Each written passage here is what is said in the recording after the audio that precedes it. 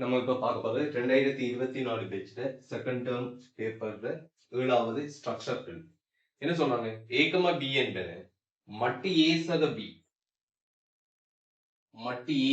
B சமன் மட்டு ஏ சய B காவி ஆக இருக்கு. காவி ஏ செங்குத்து காவி பி என காட்டுக. இங்க இதை எப்படி சொல்ல முடியும்? இப்ப காவிகள் சம்பந்தப்பட்ட ஒரு முடிவு தாராங்கள், அந்த முடிவு அவற்றின் மட்டுக்கள் சார்பா இருக்கின்றால் கேள்வியை நம்ம எப்படி தொடங்குவோம் என்றால் அந்த மட்டுக்கள் வர்க்கங்கள் இருந்து கேள்வியை தொடங்கும். மட்டுக்கள் வர்க்கங்கள் இருந்து தொடங்கினால் ஏசக பீகாவின் மட்டின் வர்க்கம் ஏசய பீகாவின் மட்டின் வர்க்கம். ஒரு காவியின் மட்டின் வர்க்கம் என்றது, ஒரு காவிட மட்டிட வர்க்கம் என்றது எப்படி வரையறுக்கப்படுகிறது என்றால் அந்த காவி டாட் அதே காவி, ஒரு காவி அதே காவியால குற்றி பெருக்கம் எடுத்தால் அங்கு கிடைக்கிற முடிவுதான் அந்த காவிட மட்டிட வர்க்கம். இந்த பக்கம் ஏசய பி டாட் ஏசய பி. உங்களுக்கு காவியில என்ன சொல்லுவோம்? காவிகளோட குற்றி பெருக்கங்கள் சம்பந்தமான அடிப்படை அறிவு இருக்கும். இப்ப என்ன காவிட மட்டிட வர்க்கமே தவிர காவிட வர்க்கம் இல்லை. காவிகளை வர்க்கிக்க முடியாது, பிரிக்க முடியாது, இப்படியான வேலைகள் செய்யலாம். அப்ப காவிட மட்டிட வர்க்கம் என்று சொன்னால் ஒரு காவிய அதே காவியால குற்றிப்பெருக்கம் எடுக்கக்குள்ள அந்த காவிட மட்டிட வர்க்கம் அங்க விடையாக வரும். அப்ப இங்க இது அடைப்பு நீக்கும் போது எப்படி வரும்? ஏ டாட் ஏ, அடுத்தது A dot B, A dot B. எனவே 2 A dot B, B dot B. அடுத்து இங்க ஏ டாட் ஏ, ஏ டாட் ஏ சய பி டாட் ஏ, சய பி டாட் ஏ, சய 2 பி டாட் ஏ. அடுத்தது சய சய சகவாயிரும் பி டாட் பி. அப்ப இந்த இடங்கள்ல நீங்க எப்படி யோசிக்கலாம்டா, ஏ டாட் ஏ வருது தானே. அப்போ ஒரு காவி அதே காவியால குற்றிப்பெருக்கம் எடுத்தால் அந்த காவிட மட்டிட வர்க்கம், இந்த முடிவை நீங்க நேரடியா எழுதலாம். இது காட்டணும் அவசியம் இல்லை. பி டாட் பி என்று சொன்னால் இந்த முடிவை நேரடியாக பயன்படுத்தினீங்க என்றால் மட்டு பியின் வர்க்கம், இங்க மட்டு ஏயின் வர்க்கம், இங்க பி டாட் பி. எனவே மட்டு பியின் வர்க்கம். எனவே மட்டு ஏ வர்க்கம், மட்டு ஏ வர்க்கம், மட்டு பி வர்க்கம், மட்டு பி வர்க்கம், இது எல்லாமே என்ன சொல்லுவோம்? கழிவட்டு போகும். இங்க 2 ஏ டாட் பி சமன் மைனஸ் 2 ஏ டாட் பி. இந்த பக்கம் வரும்போது 4 மடங்கு ஏ டாட் பி சமன் 0. எனவே 4ஆல பிரித்து விட்டீங்கன்னு சொன்னா ஏ டாட் பி சமன் 0. ஒரு காவியை இன்னொரு காவியால குற்றுப்பெருக்கம் எடுக்கும் போது அந்த குற்றுப்பெருக்கம் 0 இருந்தால் என்ன அர்த்தம் என்றால் அந்த காவி செங்குத்து என்ன சொல்லுவோம்? காவி பி என்றால் ரைட். அப்ப ஏ காவி செங்குத்து பி காவி என காட்டுக. இதுதான் என்ன சொல்லுவோம்? அந்த 7வது ஸ்ட்ரக்சர். அடுத்ததாக 8வது ஸ்ட்ரக்சரை பார்க்கணும். என்ன சொல்றாங்க? ஓபி காவி, ஓபி காவி சமன் 2i சக 3j. ஓபி காவி சமன் 2i சக 3j காவி. OQ காவி சமன், OQ காவி சமன் மைனஸ் 6i சக 4j. அடுத்து இங்கு O ஆனது என்ன உற்பத்தி ஆகும். PR-க்கு RQ K-க்கு 1 ஆகுமாறு, K 0 விட பெரியது, அதாவது உட்பிரிப்பு. PQ இப்படி இருந்தா PR-க்கு RQ என்ன சொல்லுவோம்? K-க்கு 1. அப்ப இப்படி இருக்கிற ஒரு விகிதமாக இருக்கு. K நேர் சொன்னா P-க்கும் Q-க்கும் இடையில R வரும். மைனஸ் சொன்னா அது வெளியில வரும். அது என்ன சொல்லுவோம்? வெளிப்பிரிப்பு சொல்லுவோம். இது கோஆர்டினேட் ஜியோமெட்ரி, அதாவது ஆள்கூட்டு கேத்திராணியத்துல வர விஷயம். விகிதம் நேர் என்று சொன்னா அது உட்பிரிப்பு ஆகுமாறு PQ மீது உள்ள ஒரு புள்ளி R ஆகும். OP.OR, OQ.OR ஆகியவற்றை காண்பதன் மூலம் ரைட். அப்ப இங்க பாருங்க, முதலாவது இந்த விஷயத்தை புரிஞ்சு கொள்வோம்.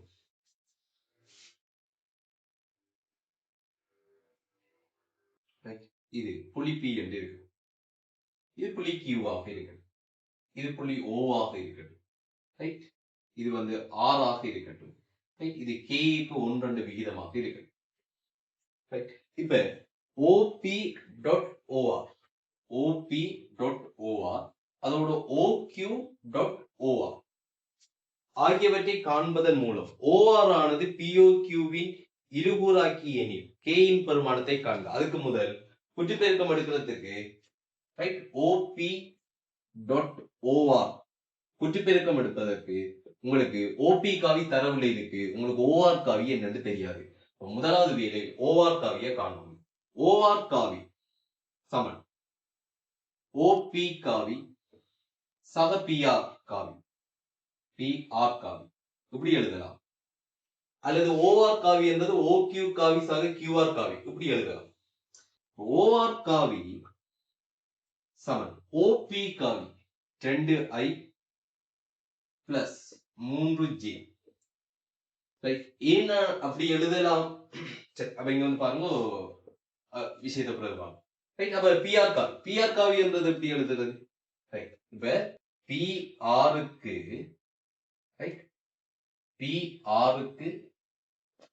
RQ K-க்கு 1, அதாவது PR RQ சமன் K-க்கு 1. இது K-க்கு 1 சொன்னாலும் இப்ப நம்மளுக்கு என்ன தேவைன்னா PR காவி வேணும். PR காவி வேணும்னு சொன்னா இது இவ்வளவு வந்து K சக இது K இது 1 இந்த மொத்த நீளம் K சக 1ஆக கருதுனோம்னா K சக 1க்கு சமன் என்று சொல்லலைன்னா நான் எப்படி சொல்றேன், இது K இது 1 மொத்தம் K சக 1க்கு சமநிலை. இதுக்கு வந்து என்ன இந்த விகிதம் K சக 1ஆல குறிக்கப்படுதுன்னு சொன்னா இதுல K தான் வந்து என்ன சொல்லுவோம் PR குறிக்குது. இந்த PQ என்ற நீளம் K சக 1ஆல குறிக்கப்பட்டா இந்த K என்ற நீளம் PR குறிக்குது. அப்ப PR-க்கு பதிலா நான் என்ன சொல்லலாம், அந்த விகிதத்தை எழுதலாம். K சக 1 K மொத்த நீள K சக 1 கருதினோம்னா அதுல K, அதாவது மொத்த நீளம் PQ-வை K சக ஒரு பகுதியா பிரிச்சோம் என்றால் அதுல K பகுதி வந்து PR தரும். அப்ப எனவே PR காவி என்பது K × K சக 1 PQ காவி. இப்ப நமக்கு PQ காவி காண வேண்டிய தேவை இருக்கு. PQ காவி என்பது PO காவி சக OQ காவி என்று வரும். இப்ப PQ காவி PO காவி என்று சொன்னா -2i -3j பிளஸ் OQ காவி என்று சொன்னால் -6i பிளஸ் 4j. எனவே -8i பிளஸ் j ஆக இருக்கு. இங்க எப்படி வரும் பாருங்க, 2i சக 3j k × k plus 1 PQ -8i plus j ஆக இருக்கு. எனவே I காவிய பொதுவாக எடுத்துக்கொண்டா இங்க 2 8 k × k சக 1 உங்களுக்கு விருப்பம்னா நீங்க அந்த இரண்டையும் பொதுவாக எடுத்திருக்கலாம், எடுக்கல.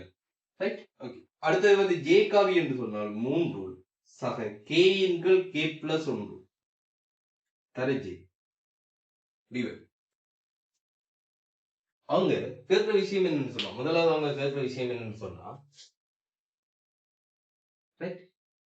இங்க OP கவியா பாப்போம் என்னட்டு. ஓகே, அவங்க OP.OR தான் கேட்கிறாங்க. அப்போ OP காவி .OR காவி. அப்போ OP.OR காவி என்று சொன்னா 2i plus 3j. அடுத்தது 2 சய 8k அதன் கீழ் k சக 1 i பிளஸ் 3 சக k × k plus 1. நீங்க இந்த காவிகளுக்குள்ள அந்த கட்டாயம் வந்து கோடுகளை போட்டுக்கொள்ளணும். ஏன்னா கோடுகள் போட்டா தான் அது காவி என்ற விஷயமே விளங்கு. அப்ப அடைப்பு நீக்கினால் இங்க என்ன வரும், i விடத்துல டாட் ஒன்று வரும், i.i என்ன வரும், முன்னுக்கு மாறிலிகள் 2 தர 2 சய 8k k சக 1 i.i என்று சொன்னால் அது மட்டு i இன் வர்க்கம். ஒரு காவிய அதே காவியால குட்டி பெருக்கம் எடுக்கிறோம். அதே நேரம் மூன்று தர ரைட் இங்க ஜே டாட் ஜே ரைட். அப்ப மூன்று தர மூன்று சக கேஎன்கள் கே சக ஒன்று ஜே டாட் ஜே என்று சொன்னால் மட்டி ஜேயின் வர்க்கம். இடையில வார இந்த ஐ டாட் ஜேயோ அல்லது என்ன சொல்லுங்க இந்த ஜே டாட் ஐயோ நம்ம எழுத வேண்டிய அவசியம் இல்லை. ஏன் ஐ டாட் ஜேயோ ஜே டாட் ஐயோ எழுத வேண்டிய அவசியம் இல்லை என்றால் ஐ என்பது எக்ஸ் அச்சு வழியான அலகுக்காவி, ஜே என்பது y அச்சு வழியான அலகுக்காவி. ரெண்டும் ஒன்றுக்கு ஒன்று செங்குத்தா இருக்கிறதால ஐ டாட் ஜே குற்று பெருக்கங்கள் பூஜ்ஜியமாக இருக்கும். ஐ டாட் ஜே பெருக்கம் எழுதவில்லை. மட்டு ஐ மட்டு ஜே என்று சொன்னால் மட்டு ஐ மட்டு ஜே இது எல்லாமே என்னவா இருக்கும்? இவற்றின் பருமன் ஒன்றுக்கு சமனாயிருக்கு. மட்டு ஐ மட்டு ஜே இவற்றின் பருமன் ஒன்றுக்கு சமனாயிருக்கு. எனவே இங்க எப்படி வரும்?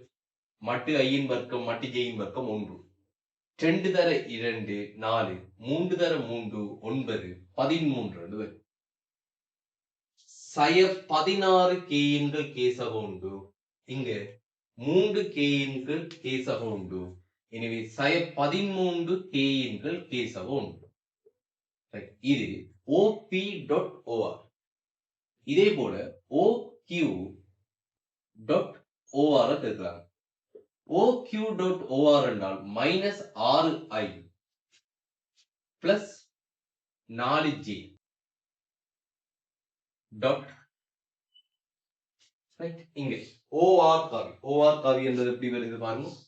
OR காவி என்பது 2 சய 8 கேயின்கள் கேசக ஒன்று ஐ, அடுத்தது பிளஸ் 3 சக கேயின்கள் கேசக ஒன்று ஜே. எனவே இது அடைப்பு நீக்கப்பட்டால் எப்படி வரும்? சய 6i டாட் இங்க ஐ, அதாவது சய 6 2 சய 8 கேயின்கள் கேசக ஒன்று ஐ டாட் ஐ மட்டு ஐயின் வர்க்கம். அடுத்தது 4j டாட் இந்த ஜே கால். எனவே 4 தர 3 சக கேயின்கள் கேசக ஒன்று ஜே டாட் ஜே என்று சொன்னால் மட்டு ஜேயின் வர்க்கம். எனவே இது எப்படி வரும்? -12. காரணங்களை ஏற்கனவே சொல்லிட்டோம். ஐ டாட் ஜே பெருக்கம் எழுத தேவை. காரணம் என்ன? ஐயும் ஜேயும் ஒன்றுக்கு ஒன்று செங்குத்தானவை. அதால ஐ டாட் ஜே எழுத தேவை. அடுத்தது மட்டு ஐ மட்டு ஜே இவற்றின் பெருமானம் 1ஆக இருக்கு.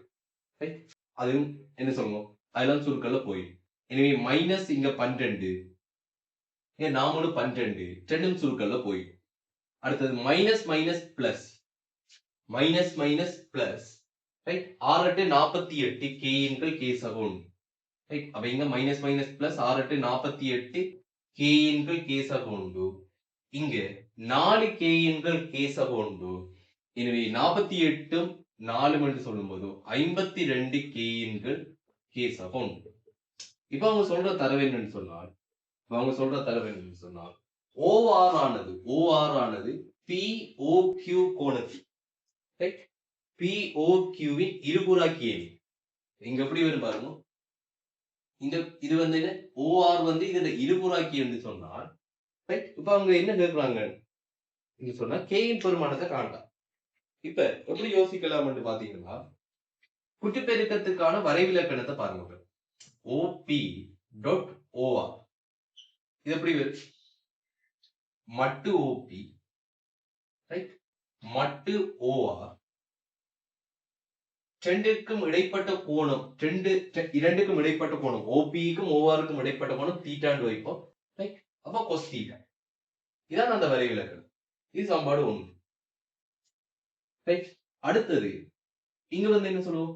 OQ.OR OQ.OR இதுக்கான வரைவிலக்கணம் குட்டிப்பெருக்க வரைவிலக்கணத்தின்படி OQ-வின் மட்டு ரைட் OR-இன் மட்டு ரைட் cos தீட்டா. இந்த ரெண்டும் என்ன சொல்லுங்க? இருபுறாக்கி என்று சொன்னா இருபுறாக்கினா இரண்டு கோணமும் சமனா இருக்கணும்.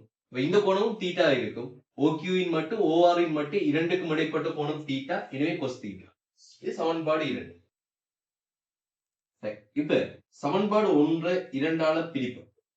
இப்ப ஒரு விஷயம் சொன்னேன். காவியால பிரிக்க இயலாது, காவிகளை வர்க்கிக்க இயலாது என்று சொன்னோம். காவியை தான் பிரிக்க இயலாது. இது காவி இல்லை, குற்றிப்பெருக்கம். குற்றிப்பெருக்கம் வேண்டாம், அது ஒரு எண்ணி.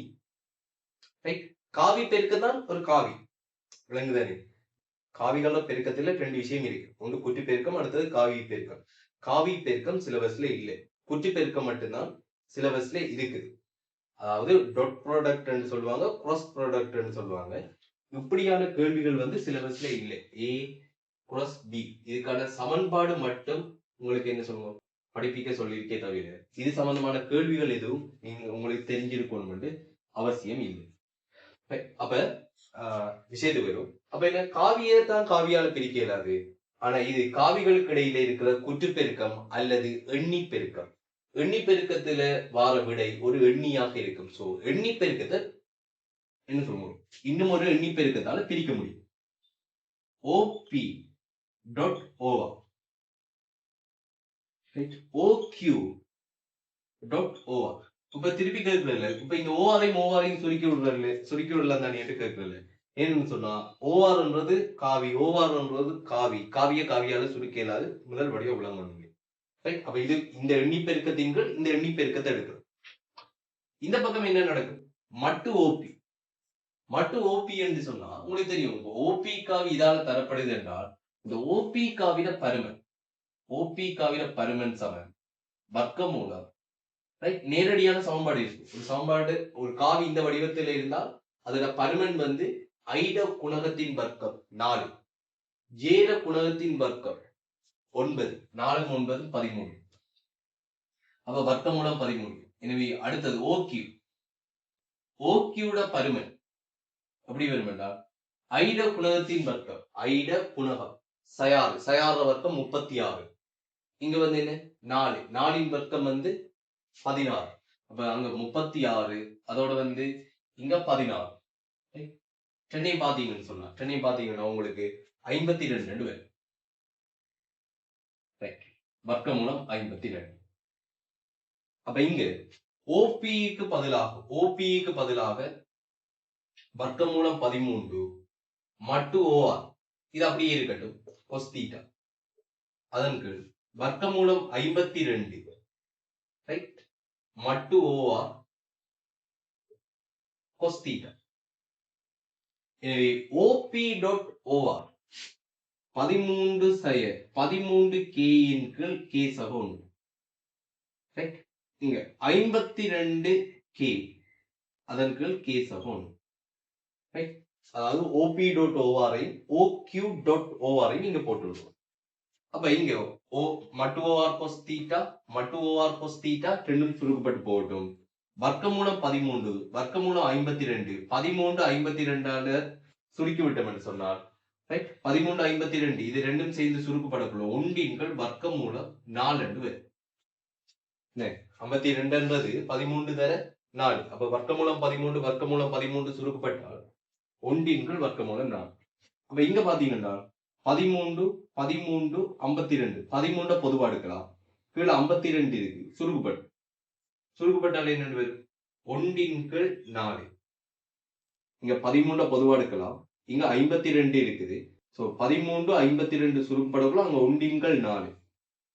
இங்க 1 சய K இன் கீழ் K சக 1, இங்க K இன் கீழ் K சக 1. ரைட், இந்த 52 எடுத்து சுருக்கிதான் இந்த 4 வருது. சமன் இந்த பக்கம் ஒன்றின்கள் 2. எனவே இந்த 2 இந்த 4 சுருக்கப்படும். அல்லது 4ஆல மொத்தமாக பெருக்கி விட்டோம் என்றால் அந்த சுருக்களை இங்க செய்து விடுவோம். கவனிங்க, கடைசி சுருக்களை இங்க செய்து விடுவோம் பாருங்க. இந்த 4ஆல குறுக்கே பெருக்கி விடுவோம், இந்த கேதர கேசவ ஒன்றால குறுக்கே பெருக்கி விடுவோம். எனவே இது எப்படி வரும், 1 சய K இன் கீழ் K சக 1 சமன் 2 K இன் கீழ் K சக 1. ரைட், 4ஆல குறுக்கே பெருக்கிட்டோம் 2, இந்த கேதர கேசவ ஒன்றால பெருக்கி விட்டா இப்படி வரும். எனவே 3 K இன் கீழ் K சக 1 சமன் 1. அதாவது 3K அதாவது 3k சமன் k சம 1. எனவே k சமன் அரையாக இருக்கு. அப்ப இந்த கேள்வி ஒரு பெரிய ஒரு கேள்வி. ஸ்ட்ரக்சருக்கு வந்து என்ன சொல்லணும், வேலை கூடின கேள்வி. ஸ்ட்ரக்சருக்கு வரக்கூடிய கேள்விகள்ல வேலை கூடின கேள்வி. ரைட். இப்ப இப்படி கேள்வி எல்லாம் எக்ஸாமுக்கு வருமானு கேட்டா ஒரு கேள்வி இதுக்கு முதல் கேள்வி வந்து மிச்சம் இலகுவா முடிஞ்சது. அதுக்கு